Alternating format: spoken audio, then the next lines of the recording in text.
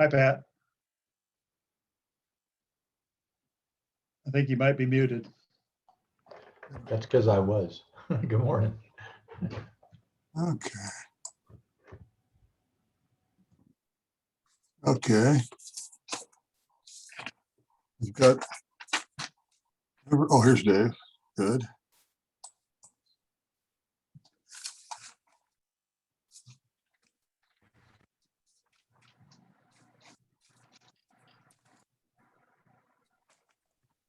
Hello. Oh, hi, Dave. Hi. Hi. All right. Good to see you. How's everybody? Well, we're maskless. Right. The party's over. The party's over, right? Yeah. I think I told somebody I'm sorry it's over because I didn't get everything done what I wanted to do. Right. Yeah. So now we can all get together and have this meeting in person somewhere, huh? Yeah, exactly. Sounds like a plan. I don't think that's going to happen anymore. Huh? Yeah, probably not. It'll be Zoomers. It'll be the Yeah. baby Zoom Yeah. generation. That's Okay. all right. So let's. Hang on, Leon's trying to get in. Oh, Leon's Oh, trying to get in. okay. Yeah. Come on. Thank you. Sure. Sorry, go ahead, Dave. Yeah, let's wait for Leon. Yep. Hello, Leon. Yeah, there he is.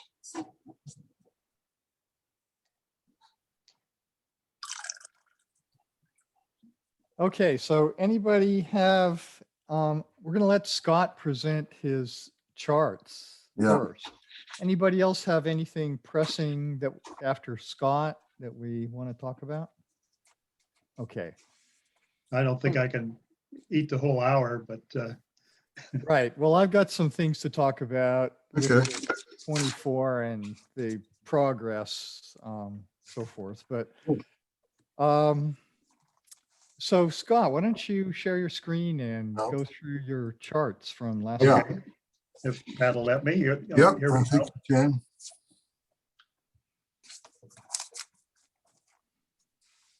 Did everybody see that? Yep. Yeah. Yeah. Well, we did these, Yep. we did 1.5 charts last time, I guess. And then in the second meeting, we spent a little more time on it. So we don't need to spend a lot of time on Why don't you cut to the bottom line then? And Yeah, well, from there. the first line is, what I was trying to do is build a process that lets any observer see how well they're doing and improve how they're doing and actually go out and measure the motion of stars. So that's what the first chart says, and it certainly uses your plate solve software, whatever it is, and just takes the output of that and kind of assesses the quality and measures the distances. And where I am is I picked a field, and I picked that field at least partly to well, the field is arbitrary, but I picked the exposure time at 120 seconds, which is quite a bit longer than you've been talking about, Dave, in order to cut down the number of subs. Because of the editing that you have to do in order to get all the, in the spreadsheet, to get all the stars to line up on the same row. I mean, the last time I took an image sequence, it was, I think it was over 100 subs, and I thought I'd get the same sensitivity with a lot fewer subs this way. And I did it, I calibrated it, plate solved, ran it through the spreadsheet and got some results, which I'll show you, okay? Well, first the questions and issues. The first question or issue, I guess, is this requirement to go through and somehow sort the stars so each one gets a unique column in the spreadsheet across all the subframes. Mhm. And the reason that doesn't naturally happen is that at least in PS 3.66, there are a few stars that don't occur in all the images, and they are output as a group, of course. And when you try to sort on those stars, then in each subframe, because the stars are a little bit different, they're offset in rows. So you have to go through and eliminate the stars that are infrequently occur, and then in the process line up so all the stars in all the subframes are on the same row. And that's, if for a large number of subframes, that's labor intensive. So it'd be really nice if there's some better way to do it. Yes, so I do it in software, you know. Yeah, that would be great if you could handle it in the PlateSolve software or in something associated with it. So is that the approach that we should take? Yeah, in fact, I'm working to get a new version of PlateSolve ready to be able to do this more automatically. I'll Great. describe that in a bit. Yeah, that we're anxious to hear that, of course. Okay, so then for I did 2 observations of the same field, and for the single observations, what I used as a figure of merit was the standard deviation of the position of the star divided by the root of the number of subs. Mm-hmm. Is that a reasonable measure? You used a term that I wasn't familiar with, Dave, in the plots that you showed. Maybe you could describe what that was. Yeah, so the usual way we talk about that is the standard error. So in this case, it's the standard error of the mean position. So you calculate the position, you calculate the mean position, right? And from the observations by just taking the average position. And then you calculate the standard deviation from that average position on the sky. So that's a vector, and you take the length of that vector. And you take the standard deviation of that, and then you divide by the square root of the number of the number of images in that, or the number of individual positional measurements for that particular star. And that is what we call the standard error. Yeah, that's now I understand what standard error is, and it sounds to be pretty much identical to what I did. It's identical. Yeah, that's I get a check mark for that. So then I looked at the 2 observations using that measure, and the first one, let me just show you the result. I thought it would look reasonable. This is a function of decreasing signal to noise. So as the signal noise goes down, as you expect, the error in milliarc seconds goes up a bit. Mm-hmm. In the email that you sent to me, Dave, you indicated that you had looked at this data and you saw some values on the order of 5 milliarc seconds. If it's the same set of data that I looked at, I don't know. Yeah, it is. Well, okay. I only sent the 2 sets of data, one for the May 4th observation and the other for the May 10th observation. Right. Okay. So I was looking at the individual RA and DEC, and you've collected it together. And so your noise floor is around 10 milliarc seconds RMS. Yeah. Well, so- that's actually, that's with an 8-inch telescope and 120 second subs. Yeah. Yeah. For an hour. It's a or so. little bit poorer Can I- than I would have expected. Okay. Well, then I need to work. Go ahead, Kaylee. Sorry, what are the units of SNR there? It looks like they're increasing, but I'm sure it's like a negative log something. It's just the SNR that's generated in the plate solve photometry file identically. I haven't processed that at all.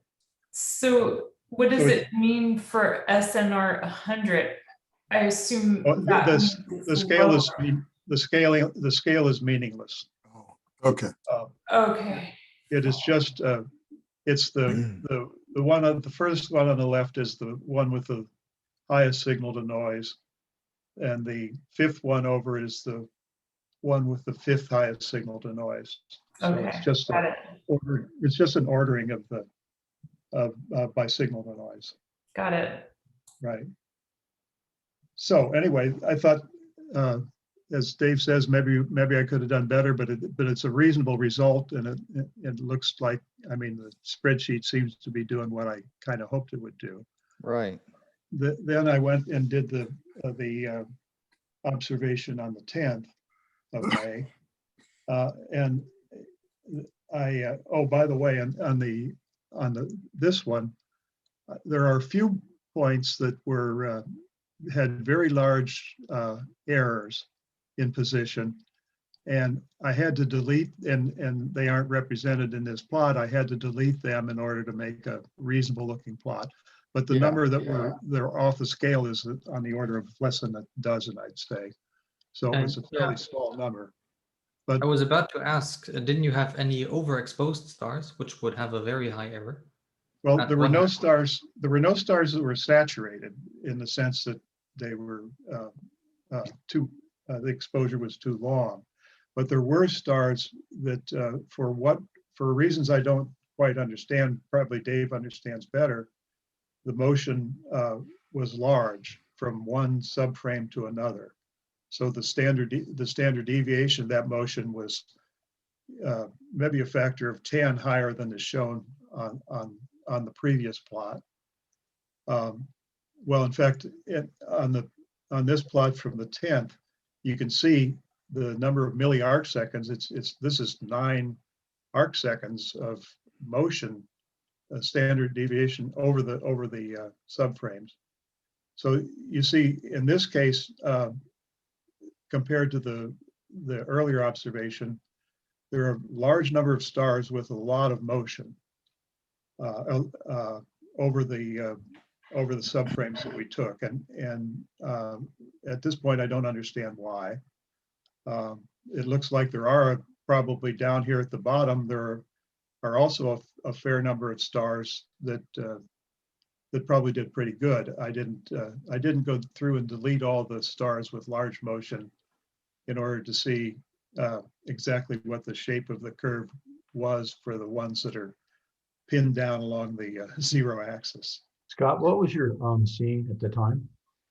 I don't know exactly what the seeing was, but it was on the order of probably at this site, it was probably on the order of 3, maybe even more than 3 arc seconds.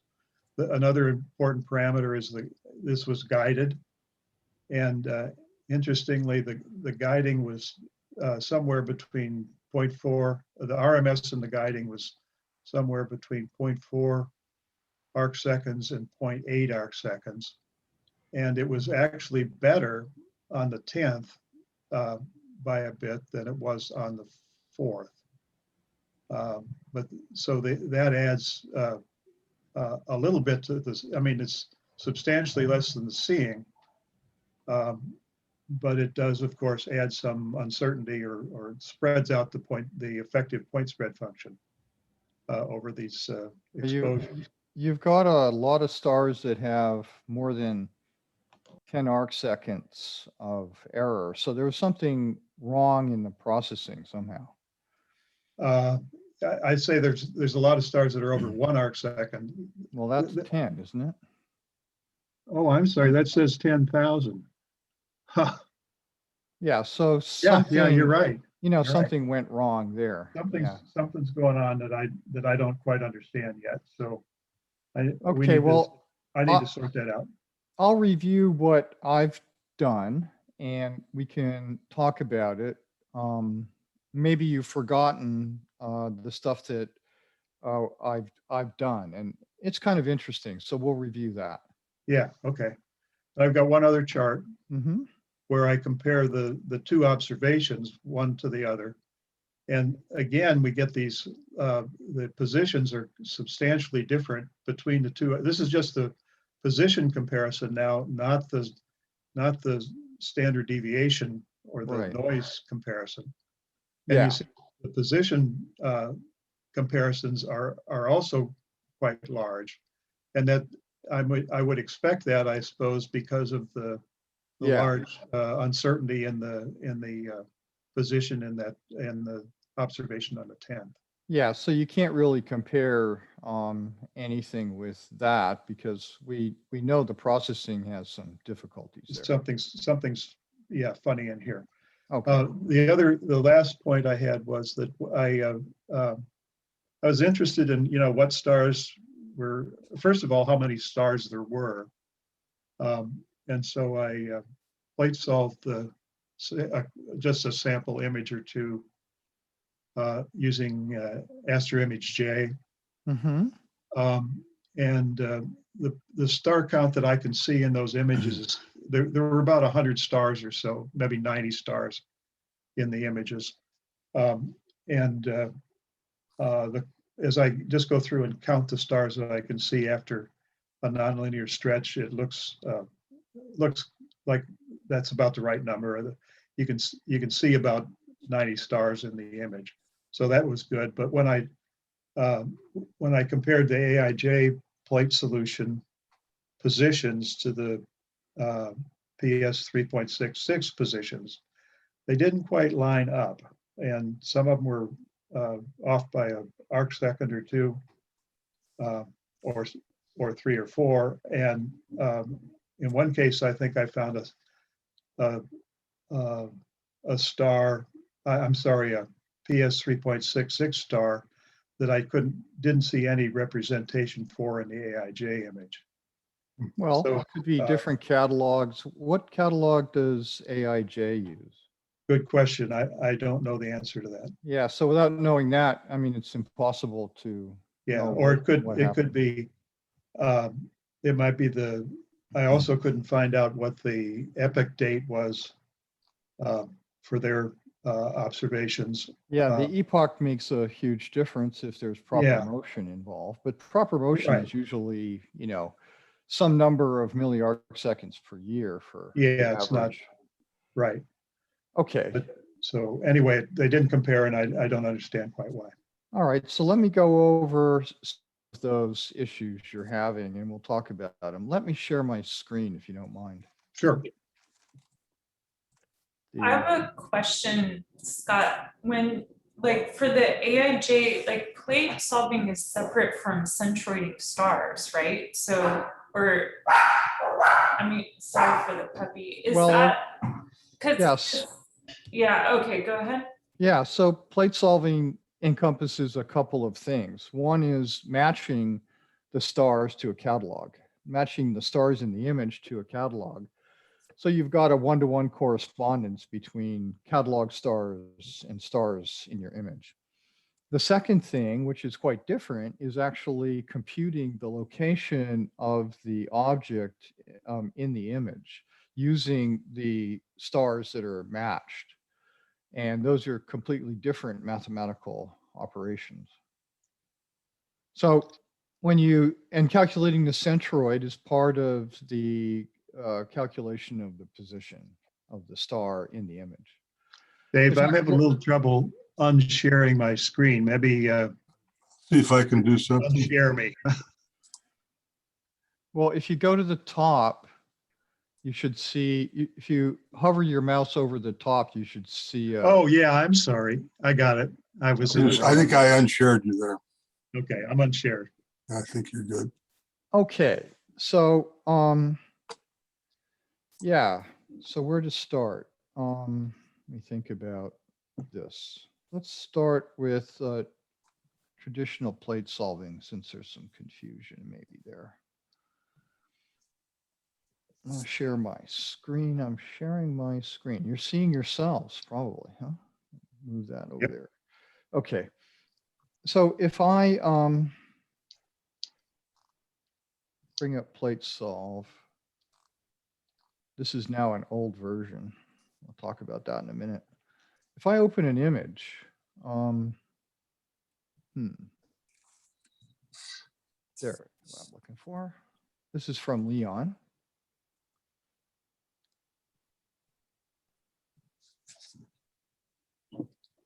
Taken with his 10-inch RC, and I plate solve that.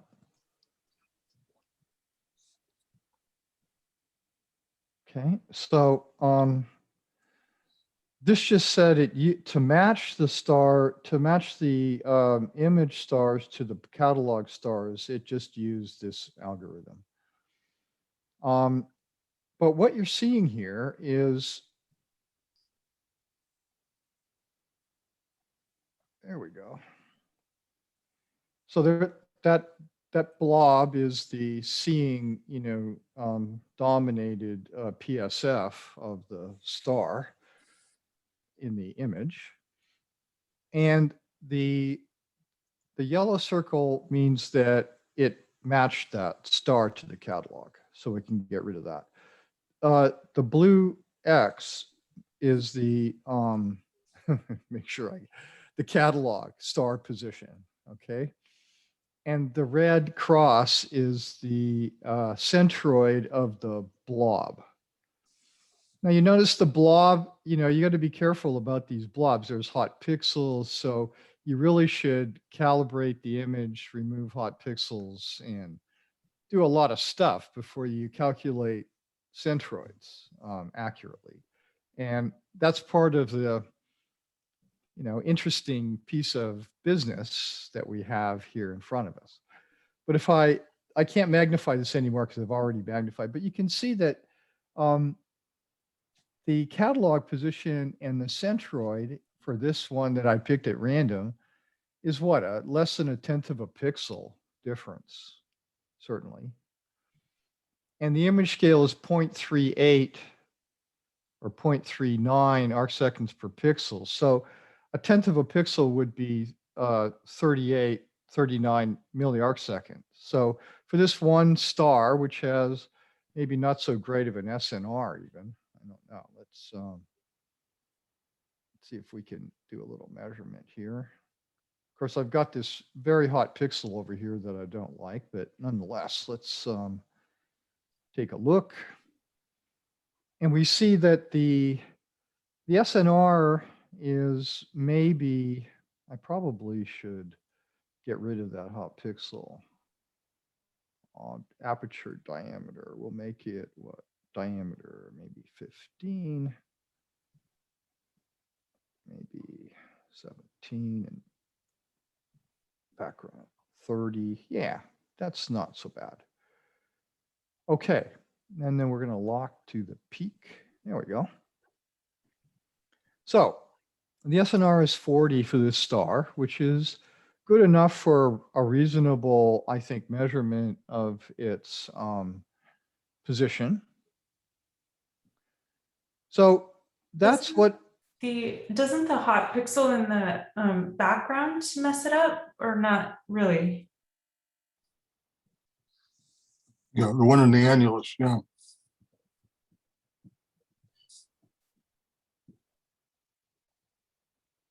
Oh, sorry. No. pixels, and you may want to, my internet connection is unstable. Can you still hear me? I missed a bunch of what you may have just answered. Okay. Yeah, the issue is, yeah, for some reason, I have cable internet, and cable is a crappy way of delivering internet by today's standards. But the cable companies have a monopoly in our city. They have some long-term agreement, and you live with what you got. It works some of the time and not others. So yes, the hot pixel is making is causing some error in the background statistics, both the mean and the standard deviation of the background. So if you look, yeah, let me bring this into here. And now look at these numbers. So the mean of the background is 98 and the standard deviation is 32. If I move this in so that it's out of the way, well, maybe like that. Now what's happened is that some of the PSF is, some of the starlight is actually in the background. So the mean went up, but the standard deviation went way down because I've excluded that pixel. So there's all kinds of issues with how you compute background mean standard deviations, how you compute the RMS diameter of the object, how you compute its centroid and so forth, right? I mean, it's not a,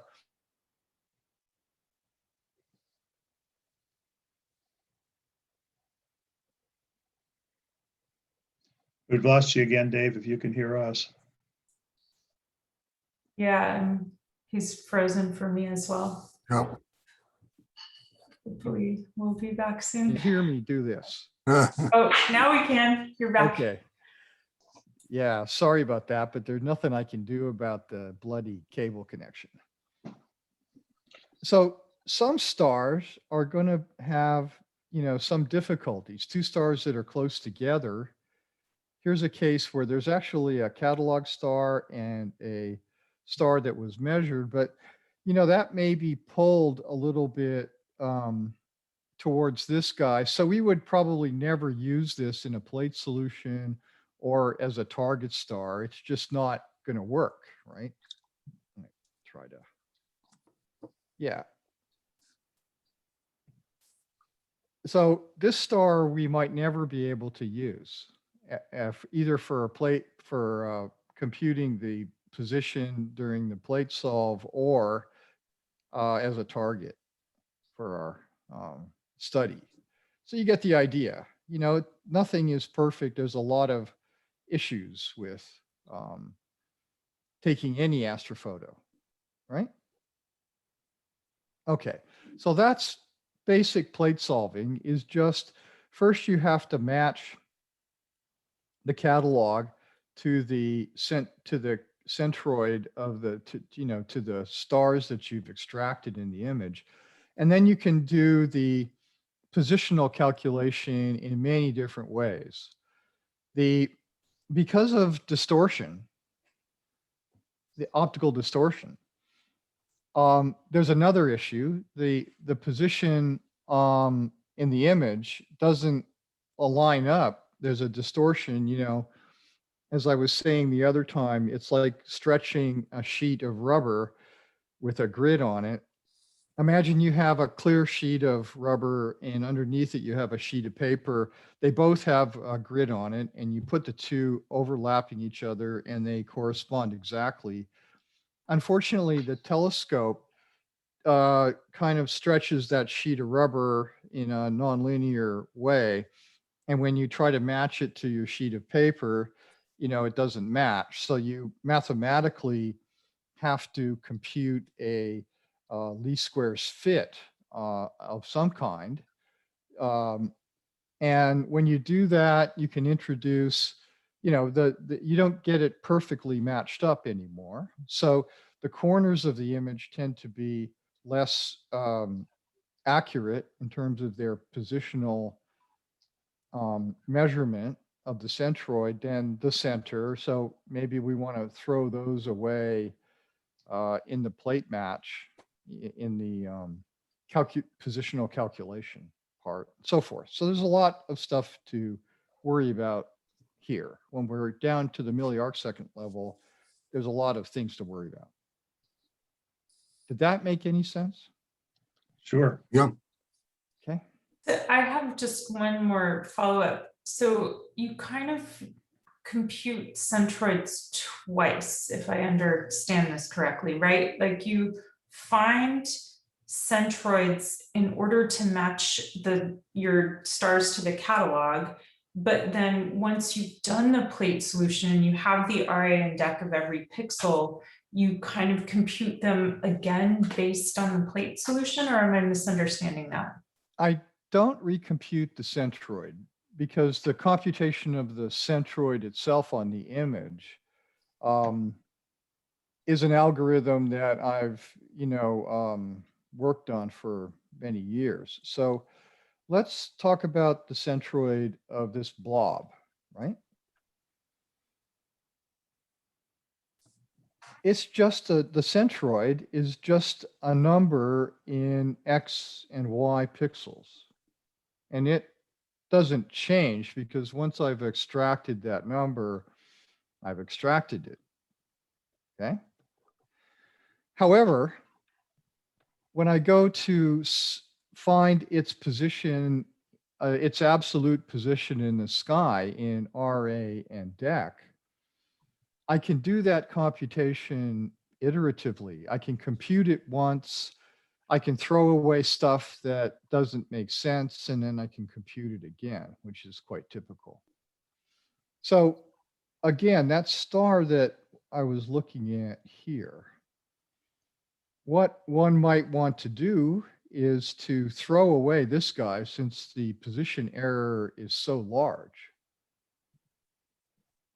Now, you can't really even see the star, but it's there. The position error is what? More than a pixel. So the positional error is more than 0.4 of an arcsecond. And that would be a bad star. This catalog star would be a bad star to use when solving for the position of the other stars in the image. So I would do a plate solution. I would find the stars that are way out of bed, and I would throw them away, and I'd do a plate solution a second time. And that's a very typical way of, you're throwing away outliers, and you don't necessarily know why it's an outlier, but you know that it has something very wrong with it, right? Okay. That makes sense. I was just wondering, the reason I asked is I was just wondering if Scott's thing was like if the discrepancies might come down not to the plate solution, well, probably they come down to both, but as I understand it, AstroImageJ uses an aperture photometry centroiding algorithm that's just like kind of the straight weighted average of the pixel brightnesses within the aperture. So, and I think, yeah, I don't know how they set the aperture size, but it sounds like your centroiding is different. So it's like there's two kind of factors that could account for that. Like first, the catalog that they use in the plate solution, but then also how they compute where the stars are. Yeah, so the catalog could be different. They may or may not have proper motion built in. You may not have the right epoch. We don't know, and I don't want to go into that. But one thing I do want to discuss in a little bit more detail is the calculation of a centroid, which, a lot of this all boils down to the accurate calculation of the centroid. If you don't have that, then you're completely out of luck. So here's an example. It's kind of odd. There's a lot of, maybe noise in the image. There's a fair bit of noise, but here's the problem. If you don't set the apertures correctly, you're in deep shit. Because you've got to subtract the background from the image before you can calculate a centroid. Imagine trying to calculate a centroid if you've got a large, even a uniform background. It doesn't make any sense at all. So you've got to get rid of the local background, and you've got to do it very accurately. So so this star, how do I demonstrate this?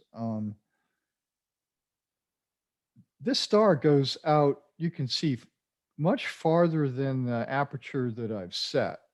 So consider the green thing, that light green, the consider that the aperture for the star. Well, you can see that the star goes, out another 3 or 5 pixels. In fact, it rolls off like this, right? So theoretically, what you should do is you should model the PSF and use that model to subtract the background and so forth.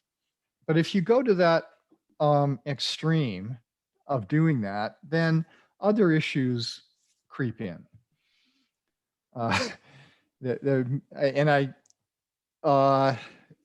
that could be a very long discussion about how to do this correctly. But let's just say that the best way to compute the centroid.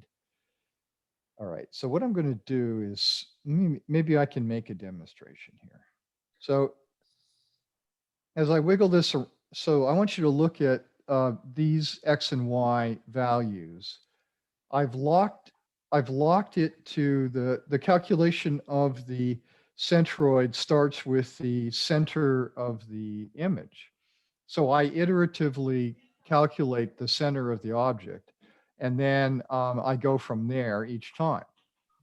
And that's an important part of it too, because if I don't, I can get quite a lot of deviation. Here I'm moving the aperture, the starting aperture. This is after 3 iterations. I'm moving the starting aperture up and down by about a pixel, okay, in the Y direction.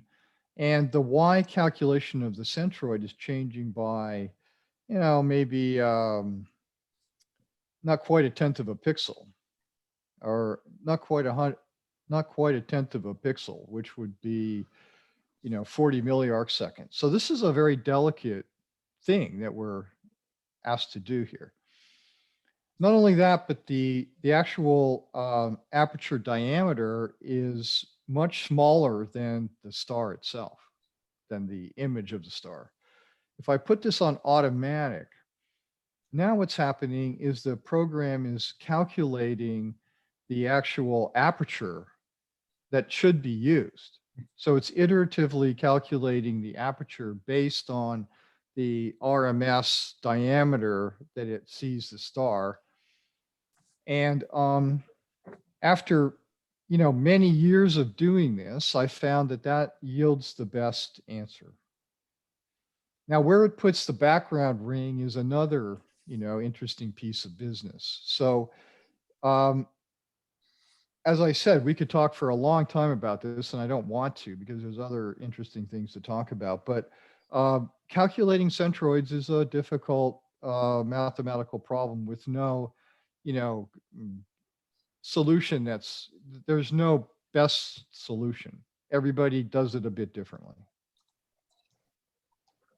How sensitive is this to the star being perfectly round?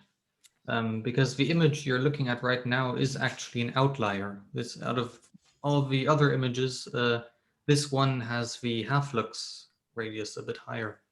Yeah. So it should be a bit elongated. I think you can see that. I don't know why. This may be a double star, for instance. It's a in the entire image sequence, this one has a large star diameter. I don't know why. Maybe a cable fell, something.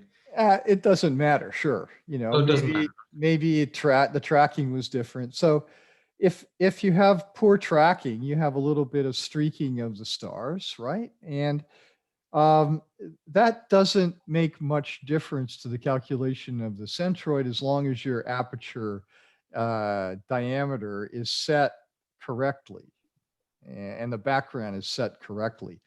If you don't set the background correctly, it should look more like that.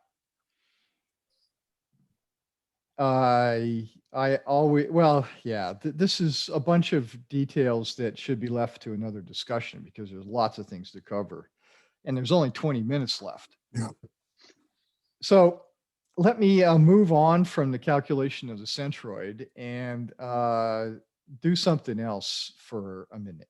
So let's, yeah, let's go and I haven't looked at this for a while. Precise. So this is the data that has been collected over some period of time. This is the 1 meter. We can look at an image, maybe. Yeah. And, you know, there's some background stuff that didn't get removed in the calibration process. I don't know where this comes from. I'm not sure, Gerard. It has to do with the way the CCD is read out or something. And, you know, it plate solves just fine. You get lots of stars. Okay. So let's go take a look at the results. So here are 4 different nights. All right. So this is the spreadsheet that Scott was trying to reproduce. You know, you have to find you have to find the sequence number in the plate solutions and group them all together. So in this case, I had 60 images, 59 of which, or I had actually 59 images. So every one had this star. But some stars we'll see later on down the list. You know, there were only 14 images that contained this star. And even farther down, there are stars that only had a few. Okay. So this star we only got 1 time. All right. So David, is that sorted on intensity? this, how did I sort this? I think it's not sorted by SNR. It may be sorted by max value. Yeah, okay, that's what I Yeah. figured. I mean, we could sort this any way we wanted to, but this is kind of a reasonable way of looking at it. And so after Yeah. all is said and done, there's an SEMP that's calculated. Okay. So here's a star that, you know, we could go look for this guy, but he's obviously got some, you know, big problem. This guy's got an SEMP of 121 milliarcseconds, which is enormous compared with the rest. So I'd probably discard this one in a second pass and redo the plate solution. Well, would you discard all the saturated ones just out of general principle? I mean, some of them, I'm less surprised by this one's high SEMP than by the other one's low SEMPs. Right. So Yeah. that's a great question. You know, what to do with, how do you toss the outliers? And, you know, you can discuss that for years, and people do. You know, what criteria do you use? I would, and there's some kind of subjectivity to it, unfortunately. I mean, we could discuss the mathematics of it, but, you know, in the end, you have to make some call. So let me just tell you a couple of ways that people would deal with this. They just toss out everything that was saturated. So we go down the list and we would start here and we toss out all of these guys, right? That's one way of doing it. And I can't argue with that. Another way to do it is to look at the SEMP and decide what to toss out. And that's another way to do it. You know, maybe I toss out everything that's greater than 10 milliarcseconds and redo the solution. That's another way. And I don't know what the right way is yet because I haven't studied it long enough.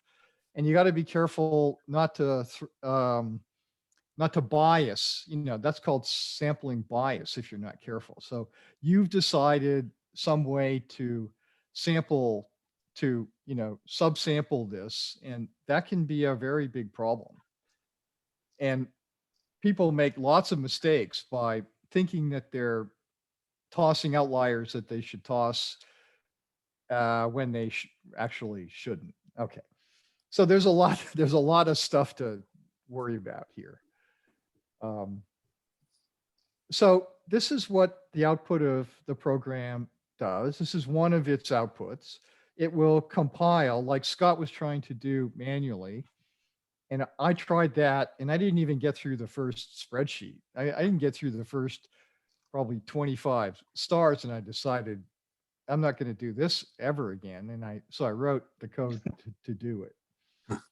But this is what, imagine trying to line up. You've got 60 observations. Imagine trying to line up all of the observations in a spreadsheet for a particular star number. It's just like impossible. All right, so let's see what else I've got here to talk about. What did I do here? Right, so I have to think about this before I make some terrible mistake. So Dave, what I could take away from that is that the problem of, let's say, lining up the individual stars is something that that you intend to solve in the PlateSolve software or in something. Right, it's Something following already up. it's already solved, basically. Yeah, it will be, what we get will already be that will be handled. Right. That's great. That's a great solution. Then the next thing to do is to take, okay, now I'm calling a observation a set of images where I've run the previous, and I've calculated the previous spreadsheet. That's an observation. Now I want to take those observations, which have now mean positions that are calculated from 60 images. I want to take those and see if I can find trajectories. So this is the start of that process. So here I've got a star. It's got my own personal sequence number. Sorry. I mean, there's no right way to do this because there's no numbering system that people use for these stars. There's a numbering sequence in Gaia, but it's just unwieldy. So, I couldn't use that either. It's full of difficulties. Well, could you use RA and DEC like within a, very small? Yeah, of course. I mean, that's actually the right way to do it. So there's the RA in radians, and here's the declination. Okay, so, but I give it a number from the plate solution, from the catalog, from my own catalog, but you've always got the RA and DEC. So you can always go back and compare it to AstroImage J or any other. There's a whole bunch of plate solvers these days, right? Again, the first, dozen or so are saturated, but here's the night to night, because these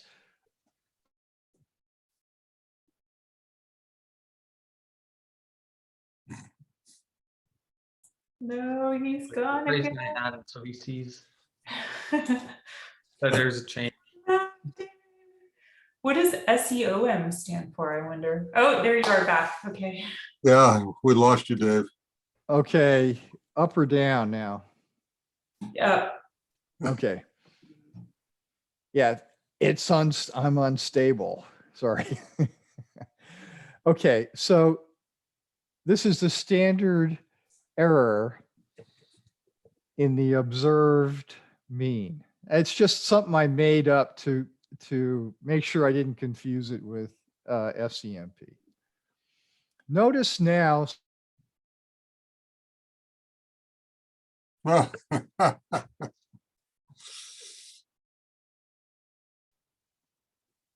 Oh, you're all frozen in space and time.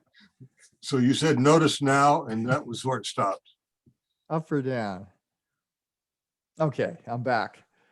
So this is quite interesting. So this is observation over 4 nights, right? Notice that the saturated stars are now showing their ugly behavior. They have quite high this guy, they have quite high SEMPs or SEOM relative to the not saturated stars. So this result is quite encouraging. There's many, and this is without doing a lot of that careful sorting and resolving that I was talking about. You know, we're down in the in the 5 milliarcsecond range, you know, night to night. So that's looking pretty good if we wanted. This is a 1 meter telescope, but nonetheless, we should be able to do reasonably well night to night, even with an 8-inch scope. So in my opinion, this is quite encouraging. This is kind of as far as I got in the process, because now I need carefully made observations over a period of months to now calculate trajectories. And that's another whole issue. So the idea now is to take these nightly observations, maybe once a week, for a period of 3 or 4 months when the target is, you know, up, preferably near the meridian, but maybe not necessarily so. We have to take a lot of data to see what's happening, to see if atmospheric refraction is playing a significant role, try different filters and so forth. So that's all work that's yet to be done. There's theoretical aspect to that, or numerical simulation aspect to it, and an actual observation aspect. So to end this, because we have only a couple of minutes left, the 24-inch in Chile is operational. It's not, it has a problem in the RA motor, and I could blame it on the pandemic or just not being careful, but we boxed up a mount that wasn't fully tested. And it was the last mount we made before they shut the factory down for a while. And they forgot, when they brought the factory back up, they forgot to unbox it and do the last kind of steps. So anyway, it's in Chile. It has a little bit of a problem with the RA, but it's not something we can't overcome, I think. So we're going to try to get on that telescope and start doing these things and seeing how well the telescope performs, whether it tracks well enough to be able to use this for this purpose. I think it will. And then, you know, Pat and Scott and anybody else that wants to participate can start taking the images. All you've got to do right now is to take the correct set of images with, you know, good exposure times. I would take at least 20 in a set. If you Okay, don't want to do more than that, it's okay. But the more is the better. You know, if you do 40, well, you're a square root of 2 lower in SEMP, which is significant. right. Um, And was should there we a, image- go ahead. should we image the same regions of the sky around the meridian, or separate regions? Yeah, we could, or we could all image different places. It doesn't, I'm not sure it matters so much. If you want to participate, there's various levels of participation. You could just take just pick any target location that you like. Your birth date and your wife's birth date would be fine, or anything else that makes sense to you, and just do it, you know, at least once a week. When you have clear skies, just take an observation, make it, you know, for Scott and an 8-inch, I think 60 seconds is fine per image, and just standardize on taking 30 images. Or if you like, with the 24, I think I can get away with 10 or 15 second images. But, 30 images is a very good group to take. And just do it. And you can do it at different elevations, or you can do them all when it's on the meridian, just do something. And if you want to participate more deeply, then you can do that target over a period, over one night.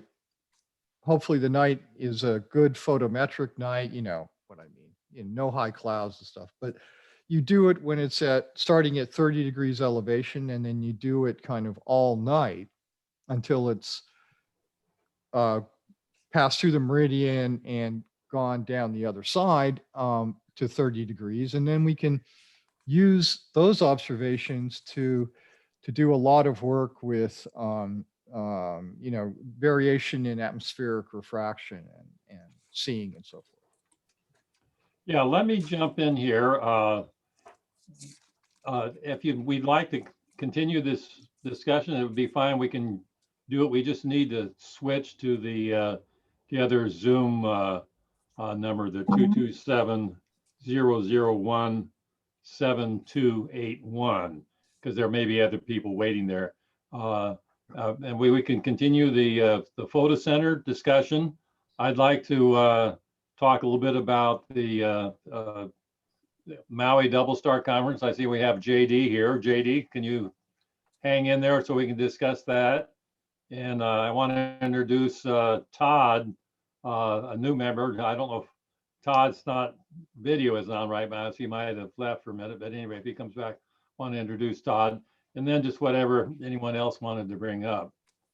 But so in 2 or 3 minutes, can we switch to 227-001-7281? Yeah, this is a good time because I'm done with this discussion anyway. We can field questions if there are any, and then you can move on to Speckle. I just have a really, really quick one. The punchline, like once all these observations have been taken, the punchline is that we're interested in stars with low SEMPs, but high SEOMs, because those are the ones that are moving potentially around an invisible companion. Well, yes, that's sort of in the end, there'll be a calculation of a trajectory. Mm-hmm. And that trajectory will include the SEMP as a weighting, to weight the observation. And then what we're looking for is something that moves, that has a real trajectory, which is a quantifiable mathematical concept. You can calculate a trajectory and then calculate its likelihood of being, everything has a likelihood in physics. Gotcha. It's Cool. true. When you look for the Higgs boson, you've got to calculate a likelihood, and then you couch that as you got to have at least 5 standard deviations out of the noise to declare it in a PhysRev paper, for instance. Excellent. Very cool. Okay, Yeah. probably should break now. All right. Yeah. Okay. I'm only Time. going to be there for the first half of the next one, but I'll be there for a little bit.